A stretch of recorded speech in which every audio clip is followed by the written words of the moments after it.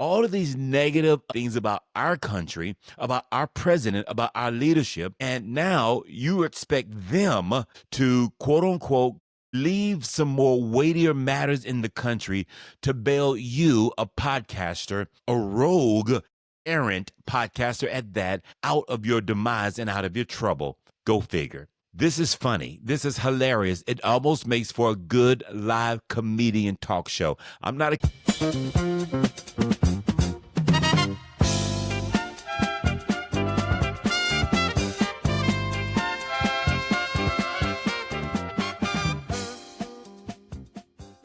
someone recently commented on one of my last videos, why is it that you keep dealing with the Candace Owens issues? I really want to get off this wagon and I want to go into something else. But the chick keeps saying stupid stuff and doing stupid things. Have you heard the latest? So she attacks President Trump, Vice President Vance, because they won't come to her rescue and create some type of national attack against the Macrons and the country of France. And time out. Now, remind me, it is the ditch she has dug. As they say, you made the bed, you lay in it. It is not up to President Trump or Vice President Vance or the United States of America to bail you out of something your mouth got you into. No one told you to go on this all-out witch hunt and assault against this woman in France, much less the wife of the leader of France.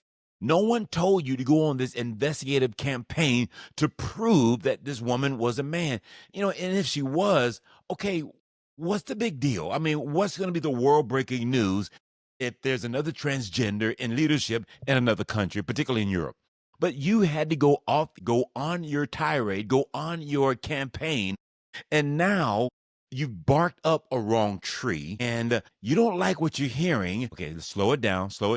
So when you first got the lawsuit, you were in this wonderful space that you can't be beat. They won't win. You'll be proven to be right in the end. They'll be the idiots and you'll come out as a princess. But now I think the waters have been ruffled and the natives are restless. I think you are up against a wall and you want the United States of America to bail you out. Now, let's back up. Trump can do nothing right. He's a traitor. He's a pedophile. He's this, he's that. J.D. Vance is no better. The United States is in collusion. All of these negative things about our country, about our president, about our leadership, and now you expect them to, quote unquote, leave some more weightier matters in the country to bail you, a podcaster, a rogue, errant podcaster at that, out of your demise and out of your trouble. Go figure. This is funny. This is hilarious. It almost makes for a good live comedian talk show. I'm not a comedian, but I probably would do good just by bringing you up in my conversations. So what's the moral of the situation here? Why is this important? Well, because yes, we live in a country of free speech. Yes, we have our amendments, but it doesn't give you the right to assault someone, to offend someone, to slander someone. These things are still considered illegal. And yet you've gone out, it's out in the air, it's in the public, it's out acknowledged, but you can't really back in now because you're too far gone. You're worth $250 million, but yet you're worried about this is going to cost $5 million when it's all said and done. Candace, stop while you're ahead. You become the laughing stock not only of America, not just Black America, but you become the laughing stock of the entire world. You have your cronies, you have your funders, you have your financiers who will probably bail you out. You'll do, GoFundMe and you'll raise money. And I don't think you'll be hurt financially, but you've scarred your reputation. You've gone from someone who was once highly respected, highly revered, someone who really, in my honest opinion, I thought there was hope for Black America, particularly for the political, social, economical aspect of leadership.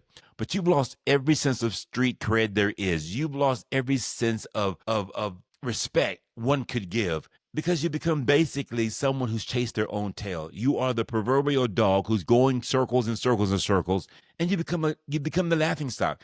You become nothing more than a crash dummy. And I don't know what else to say. I would love to go on to another worthy matter. I would love to go into another topical issue that brings tremendous intelligence, tremendous insight, and phenomenal worthy dialogue. But how can I miss an opportunity to say, I told you so? You're narcissist 101. You have become the poster child of narcissism, arrogancy, and ignorance. And man, we are seeing the fall, not of Humpty Dumpty, but of Candace Owens. And I still think this is just the beginning. My heart breaks, and man, I'm kind of on edge. I'm like, get the popcorn.